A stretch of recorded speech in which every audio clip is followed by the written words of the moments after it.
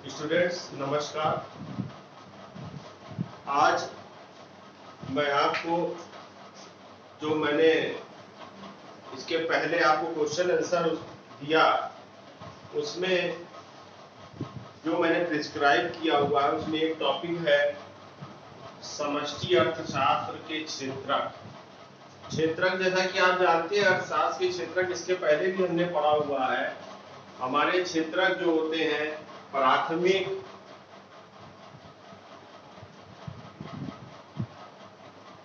इसमें हम लोग ज्यादा वही चीज लेते हैं जो हमको प्रकृति से निःशुल्क उपहार के रूप में मिला हुआ है। जैसे हम अपना उसमें एग्रीकल्चर सेक्टर डालते हैं और इसके अलावा हम लोग माइनिंग डालते हैं और मत्स्य पालन, पशुपालन, मधुमक्खी पालन, ये जितने भी चीजें, जितने भी तरीके का जो भी हमको खनिज पदार्थ जमीन से या हमारे भूगर्भ से, भूमि से, उपहार स्वरूप मिला हुआ है, सब हम उनको प्राथमिक सेक्टर में मानते हैं। इसके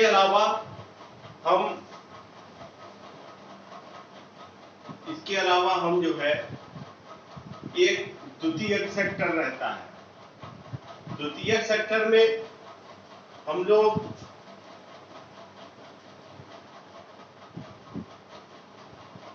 ज्यादातर चीजें जो हम लोग प्राथमिक सेक्टर से जो भी हमको कच्चा सामान मिलता है उससे हम जो भी प्रोडक्शन करते हैं, जो भी हम उससे नई उपयोगी चीज बनाते हैं जिसको हम उत्पादन बोलते हैं, वो सब हम लोग द्वितीयक सेक्टर में जितनी भी एंटिटीज रहती हैं, जितनी भी हमारे इकाइयां, यूनिट्स हैं जो किसी चीज को निर्माण करने में लगी हुई है, वह निर्माण जो फिजिकली रूप से हम जिसको छू सकते हैं, देख सकते हैं, ऐसी चीजों का जो निर्माण हो रहा है, वो चाहे कोई भी किसी भी तरह की चीज हो, चाहे वो सुई से लेके हवाई जहाज तक कुछ भी बन रहा हो, उसको हम लोग द्वितीयक क्षेत्रक में, यानी इसमें ज्यादातर उद्योग और जितनी भी यूनिट्स हैं जो कुछ बना रही हैं उसको लेते हैं। इसके पश्चात हम एक तृतीयक क्षेत्रक रहता है। ये जो मैं बता रहा हूं ये इकोनॉमिक्स के हम लोग ने जो क्षेत्रक पढ़ा है वो बता रहा हूं और इसमें क्या अंतर है ये मैं बता रहा हूं। फिर तृतीयक क्षेत्रक आप लोग जानते हैं, उसके अंतर्गत हम लोग सेवा सेक्टर लेते हैं। जितनी भी चीजें सेवा उद्योग, इसको आप समझ लें, सेवा जो जहां पर होती है, जैसे कि हम लोग जो मोबाइल अभी हम लोग यूज कर रहे हैं, ये भी कोई कंपनी हमको सेवा दे रही है कि उसने स्पेक्ट्रम लिया हुआ, स्पेक्ट्रम के जरिए हम आपको अपनी बात दिखा पा रहे हैं, आप हमारी बात देख पा रहे हैं और सुन भी पा रहे हैं। जो डॉक्टर होता है वो भी सेवा में मेन चीज ये है कि हम लोग को फीलिंग होती है, हम लोग उसको लेकिन टच करके नहीं देख सकते। जैसे डॉक्टर या टीचर जो पढ़ा रहा है उसको कहीं टच करके नहीं दे, हम लोग महसूस करते हैं, फीलिंग आती है कि हाँ हमने कोई चीज सीखी हुई है। तो ये प्राथमिक, द्वितीयक और तृतीयक क्षेत्रक हमने पढ़ा था। अब हम लोग जो नई चीज पढ़ रहे हैं वो चीज है समष्टि अर्थशास्त्र में अर्थव्यवस्था के क्षेत्रक। हम लोग अर्थव्यवस्था में जो हम लोग मैक्रो इकोनॉमिक्स है उसमें अर्थव्यवस्था में हम लोग क्या क्या क्षेत्रक प्रयोग में लाते हैं, किस किस क्षेत्रक को हम जानते हैं। तो इसमें हम लोगों ने इसको 4 भागों में बांटा। आप यहाँ पर देख रहे हैं साफ तौर पे हमने इसको कितने भागों में बांटा हुआ है, हमने इसको 4 भागों में बांटा। 4 भागों में ये पहला है पारिवारिक क्षेत्रक। पारिवारिक क्षेत्रक में पहला इसमें जो भाग होता है वो होता है पारिवारिक, यानी फैमिली सेक्टर है ये। और ये फैमिली में कौन आते हैं, जो वस्तुएं और सेवाओं के उपभोक्ता होते हैं। उपभोक्ता का मतलब जो खरीद रहे हैं उसको उपभोक्ता, उपभोग करने के लिए जो चीज खरीद रहे हैं वो उपभोक्ता। तो इसके अंतर्गत वस्तुओं तथा सेवाओं के उपभोक्ता आते हैं। इसमें एक और बहुत ही खास बात यह है कि परिवार में, इसमें परिवार आएगा, परिवार में जो भी उत्पादन हो रहा है उद्योग में, इससे हमको एक चीज और प्राप्त होती है। एक तो हमको उपभोक्ता प्राप्त होता है, क्योंकि जो परिवार रहेगा वही कुछ ना कुछ चीजों का उपभोग करेगा, वही साबुन का उपयोग करेगा, वही मोबाइल खरीदेगा परिवार, वही खाने के लिए चीजों को खरीदेगा, वही कहीं पे जाने आने के लिए या खेती करने के लिए ट्रैक्टर या कार या मोटरसाइकिल या साइकिल, ये सारी चीजों को क्रय करें। यानी परिवार से ही सारी के सारे उपभोक्ता आते हैं बेसिकली। लेकिन परिवार में एक और खासियत होती है कि जो उत्पादन के कारक होते हैं, जो उद्योग होते हैं, वहां पर काम करने वाले लोग भी यहीं से मिलते हैं, क्योंकि परिवार से ही हर एक इंडस्ट्रियलिस्ट हो, जो हमारे रतन टाटा है वो भी किसी परिवार से आए हैं, जो हमारे यहाँ पर कोई किसी जगह पर जाकर लेबर के रूप में काम कर रहा है वो भी किसी परिवार से आया हुआ है, किसी गांव से आया हुआ है, जो कहीं पर इंजीनियर है वो भी किसी परिवार, किसी गांव से आया हुआ है। तो जो भी हमको परिवार से दो चीजें मिलती हैं, एक तो हमको उपभोक्ता के रूप में चीजें मिलती हैं, दूसरा उत्पादन के रूप में मिलती है। तो ये हो गया पारिवारिक क्षेत्र, ये बड़ा महत्वपूर्ण क्षेत्र है। दूसरा हम लोग इसको क्षेत्रक बांटते हैं उत्पादक क्षेत्र। जैसा कि मैंने आपको बताया था कि जितनी भी यूनिट्स हैं जो कुछ भी उत्पादन कर रही है, कोई भी चीज को अपने यहाँ पर बना रही है, वो सब किसमें आएंगे? उत्पादन की क्रिया में जितनी भी यूनिट्स हैं वो किसमें आएंगे? उत्पादक क्षेत्र में आएंगे। उसमें फिर से मैं उदाहरण दे रहा हूं, सुई से लेके जहाज तक जितनी भी चीजें बन रही हैं उसमें जो भी यूनिट है वो किसमें आएगा? उत्पादक क्षेत्र में आएगा। अब उत्पादक क्षेत्र की जो मैंने यहाँ विशेषता बताई थी वही उत्पादक के कारक कौन कौन से हैं? पहला है भूमि, किसी जमीन पे ही उत्पादन होता है, बिना जमीन के नहीं हो सकता। श्रम, श्रम का मतलब होता है लेबर, लेबर का मतलब कोई ना कोई मनुष्य उसमें काम करने वाला लगा रहेगा, स्किल्ड और अनस्किल्ड। स्किल्ड का मतलब कि या तो वो इंजीनियर होगा, उसने कोई स्किल प्राप्त करी हुई है, या कोई राजमिस्त्री है जिसको कोई स्किल है, और या अनस्किल्ड यानी कोई लेबर जो केवल ईंटा गारा कर सकता है और जो केवल एक डायरेक्शन दे दो वो दिन भर वो काम करता रहेगा, उसके अलावा उसके पास कोई स्किल नहीं है। तो ये दो तरह के लेबर इसमें आ जाएंगे। पूंजी, पूंजी का मतलब ये होता है कि जो भी व्यक्ति कोई भी पूंजी लगाएगा, पैसा लगाएगा, वो भी कोई व्यक्ति ही होगा, वो भी कोई साहसी होगा, कोई एंटरप्रेन्योर होगा जो कि ये काम करेगा, वो भी परिवार का ही कोई व्यक्ति आएगा।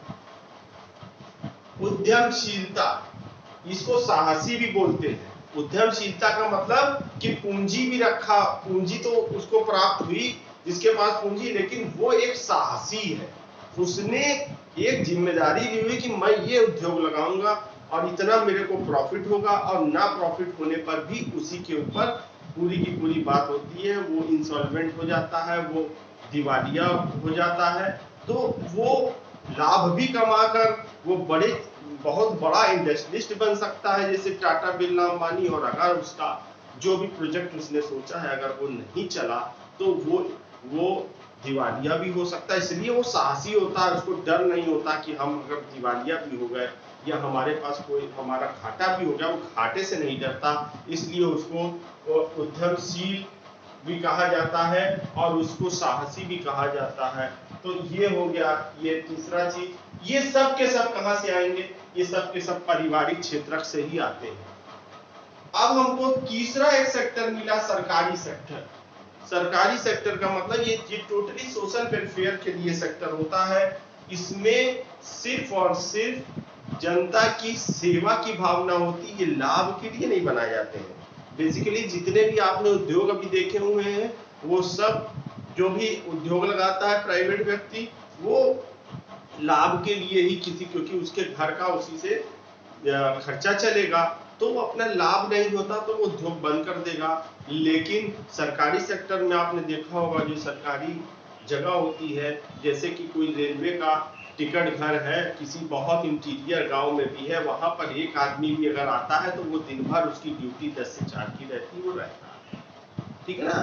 तो अब सरकारी सेक्टर क्यों, क्योंकि उसको तो लाभ नहीं हो रहा है, वो तो बड़ी हानि हो रही है, वहां तक रेलवे भी जा रही है तो वहां पे उसको पूरी सवारी भी उस इंटीरियर जगह से नहीं मिल रही है।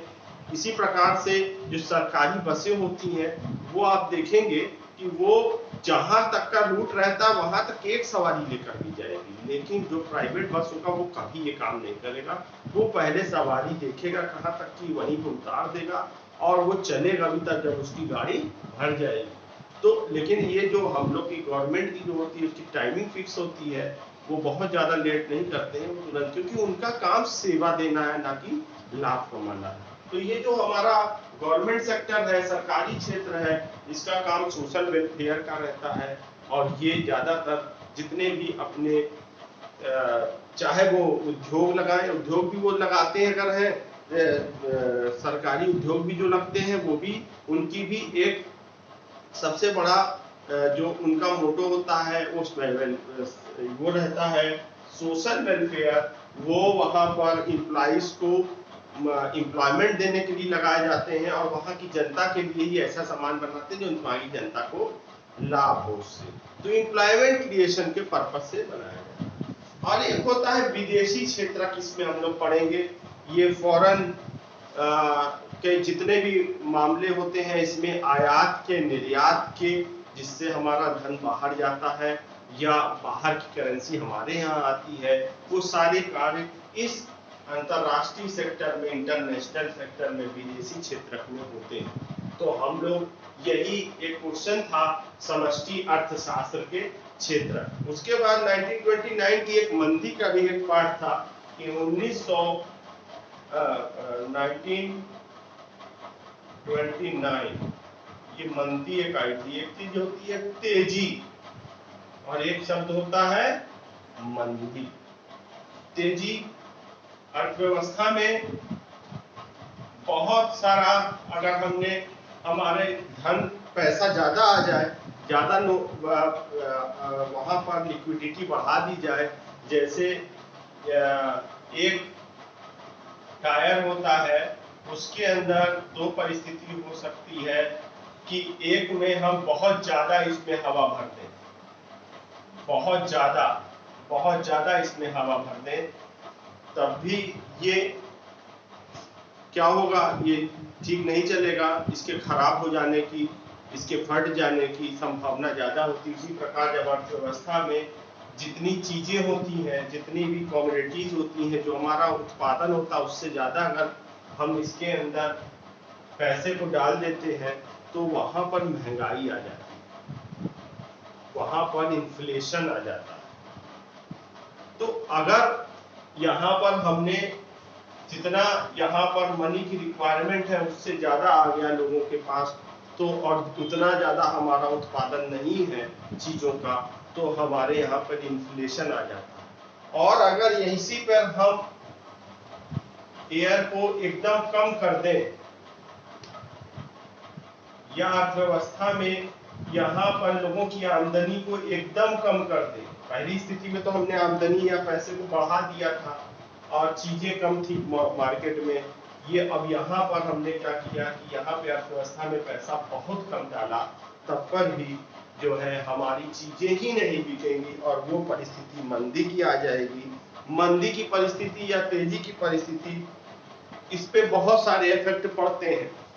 कैसे इफेक्ट पड़ता है वो जरा समझ लीजिए।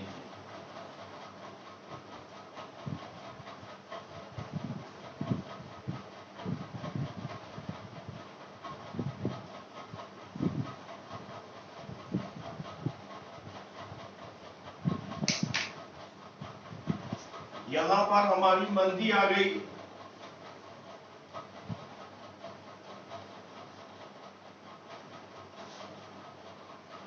लोगों की इनकम कम हो गई। जब इनकम कम हो गई तो उन्होंने डिमांड भी कम कर दी। जब डिमांड कम कर दी मार्केट में, तो अब जो भी मार्केट में सामान है उसमें वहां पर दुकानों में सामान जो है वो गोदाम में भरने लग जाएगा, यानी उसकी इन्वेंटरी क्या हो जाएगी, बढ़ जाएगी। अब जब इन्वेंटरी बढ़ गई, जब इन्वेंटरी बढ़ गई, यहाँ पर दुकान में सामान ज्यादा हो गया, गोदाम भर गया, तब क्या होगा, अब ये जब दूसरी डिमांड अब नहीं करेगा, जो भी दुकानदार है वो डिमांड क्या कर देगा, जो इंडस्ट्री से डिमांड है वो इसलिए कम कर देगा कि हम लोगों को अब चीज नहीं चाहिए, क्योंकि हमारा पहले का सामान ही नहीं बिका हुआ। अब जब इंडस्ट्री से डिमांड कम होगी तो वो क्या करेगा, लोगों के रोजगार, उत्पादन क्या कर देगा, वो कम कर देगा, क्योंकि उसकी सामान नहीं बिक रहा, तो वो भी उत्पादन क्या कर देगा, उत्पादन कम कर देगा। और जब वो उत्पादन कम कर देगा तो इसका मतलब कि लोगों को काम भी कम मिलेगा, और जब काम कम मिलेगा तो लोगों का रोजगार क्या हो जाएगा, कम हो जाएगा, और लोगों का जब रोजगार ही नहीं मिलेगा तो उनकी इनकम क्या हो जाएगी, कम हो जाएगी, और ये चक्र चलता चला जाएगा। तो ये एक ऐसा मंदी का जाल होता है कि इसमें जब इकोनॉमी फंस जाती है तो हमारा हर एक चीज, हर एक जितनी भी चीजें एक दूसरे से जुड़ी हुई है सब इफेक्ट कर जाती है। तो ये हमने मंदी का भी तो आपको क्वेश्चन बताया था, इसको भी बताना जरूरी था। आशा करते हैं आपको समझ में आया होगा। धन्यवाद।